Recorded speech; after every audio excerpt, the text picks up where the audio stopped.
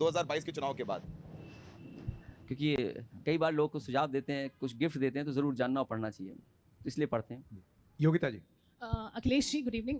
मैं महिला सुरक्षा पे काम करती हूँ और आपसे मेरी बातचीत भी हुई थी निर्भया के समय जब हम प्रोटेस्ट कर रहे थे। आपका स्पेशली कॉल आया, आपने बोला लखनऊ आइए, मिलिए, और मैं पूरी तरह सपोर्ट करता हूँ। आपने किया, आपने बोला कि महिला सुरक्षा पर आप बहुत सीरियस हैं और आप काम करना चाहते हैं। आपकी सरकार नहीं है, बट एज ऑपोजिशन आप क्या कर रहे हैं? दूसरा सवाल, आपकी खुद की पार्टी में वुमेन रिप्रेजेंटेशन बहुत लो है और ये दोनों मुद्दे जुड़े हुए हैं, तो मैं आपकी इसमें प्रक्रिया चाहती हूँ। इनकी पार्टी की एक बहुत यंग एमपी हैं जो बैठी हुई हैं। एक देखिए, एक गिनवा पा और रहे भी हैं, हैं, और भी हैं। वैसे अखिलेश बहुत जवाब कम दें। है। देखिए, हम आधी आबादी हैं, हम आधी आबादी कम से कम डिजर्व करती है और सीटें। आपका जवाब।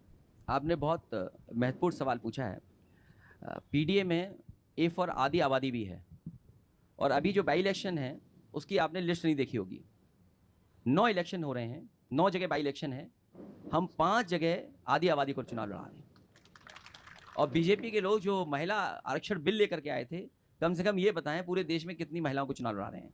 दूसरा, बेटियों को लेकर के, महिलाओं को लेकर के इधर बहुत सारी घटनाएं देखने और सुनने को मिल रही हैं, और ये घटनाएं पता नहीं क्यों, क्या कारण है कि बढ़ती जा रही हैं। और एक जो सबसे दुखद घटना ये हो रही है कि कहीं भी अगर कोई उसके साथ व्यवहार खराब हुआ है तो बहुत सारी जानकारी ये मिलती है कि जान भी जा रही है, जान ले रहे हैं लोग। समाजवादी सरकार थी, उस समय कोशिश की थी कि बेटियों की, महिलाओं की सुरक्षा के लिए कोई इंतजाम किया जाए, तो 1090 एक पावर वुमेन लाइन व्यवस्था बनाई थी। और उस समय जब सुप्रीम कोर्ट में किसी बात को लेकर के चर्चा हुई थी, तो सुप्रीम कोर्ट ने भी इस बात की तारीफ की थी कि जो समाजवादी पार्टी का काम हो रहा है सरकार का, उसको किया जाए और प्रदेश भी उसमें सुधार ला करके करें। इसमें सरकार, समाज और आप जैसे लोग अगर काम करेंगे तो मैं समझता हूँ एक नतीजे पर पहुंचेंगे कि हमारी बेटियां, बहनें सुरक्षित महसूस करेंगी। इसमें बहुत काम करना पड़ेगा समाज को और हम लोगों को, और खासकर जागरूक लोगों को करना पड़ेगा, क्योंकि इधर जो टेक्नोलॉजी है, इधर जो चीज़ें हम लोग देख रहे हैं, उससे भी कई बार घटनाएं हो रही हैं।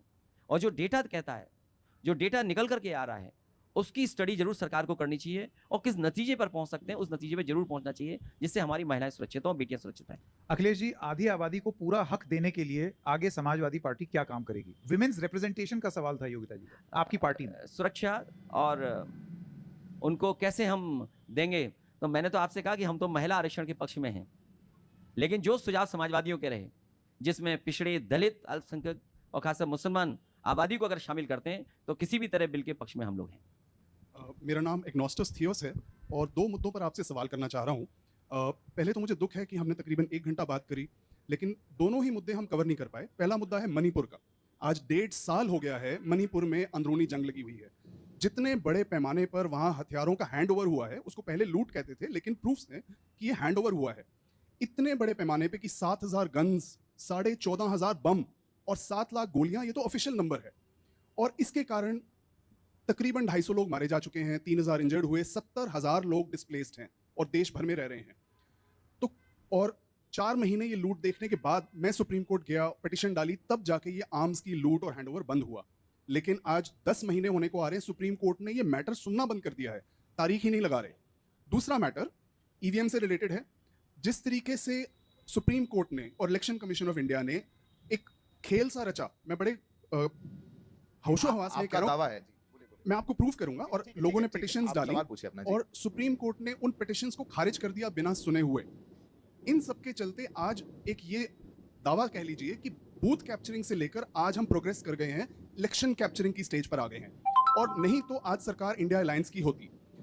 इन दोनों मुद्दों को बिल्कुल, इन दोनों मुद्दों को लेकर आज जरूरत है कि ऑपोजिशन की रोड अहेड की बजाय ऑपोजिशन की रोर अहेड हो, ऑपोजिशन की दहाड़ की जरूरत है। और इस पे ऑपोजिशन क्या कर रहा है, प्लस आपको मैंने एक इम्पीचमेंट ऑफ प्रेसिडेंट और सीजीआई की रिप्रेजेंटेशन मूव करी है on behalf of people of India. ठीक है सर, एक करके वो पिटिशन आपको मिली और आपने देखी है, अगर नहीं मिली तो वो उसकी कॉपी एक आपको देना चाहूंगा।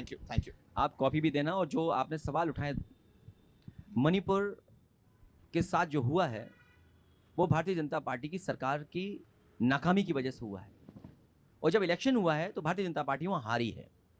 भारतीय जनता पार्टी को यह भी नहीं दिखाई दे रहा है कि उनके सांसद, उनके विधायक, उनके साथ क्या क्या घटनाएं हुई हैं। जब तक भारतीय जनता पार्टी देश से नहीं हटेगी, तब तक मणिपुर जैसी समस्या का समाधान नहीं हो सकता, क्योंकि वहाँ की जनता ने भरोसा खोया है उनसे।